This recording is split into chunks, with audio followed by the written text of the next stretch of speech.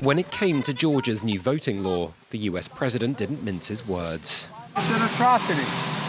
The idea, if you want any indication that it has nothing to do with fairness, nothing to do with decency, they pass a law saying you can't provide water for people standing in line while they're waiting to vote. You don't need anything else to know that this is nothing but punitive, designed to keep people from voting. Beyond making it a misdemeanor for people to distribute food and water to voters in Georgia's often hours-long voting queues, the law enshrines stricter requirements for ID, limits drop boxes and shortens the early voting period for runoffs, not to mention giving the state legislature power to take control of elections in the event of any problems. All moves seem to limit voting by minorities who often can't access or afford state ID, with protests gathering pace, and a Democrat state representative arrested, though later released as the initial bill was signed.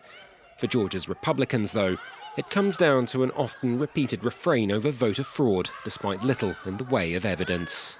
After the November election last year, I knew, like so many of you, that significant reforms to our state elections were needed. There is no doubt there were many alarming issues with how the election was handled, and those problems understandably led to the crisis of confidence in the ballot box here in Georgia.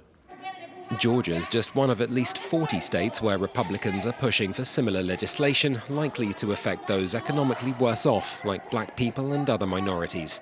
The White House has already urged Congress to focus on laws designed to expand voter rolls, such as automatic registration and expanding absentee voting, though it's far from a sure thing, with the Democrats' majority in the Senate not large enough to guarantee any legislation ultimately passes.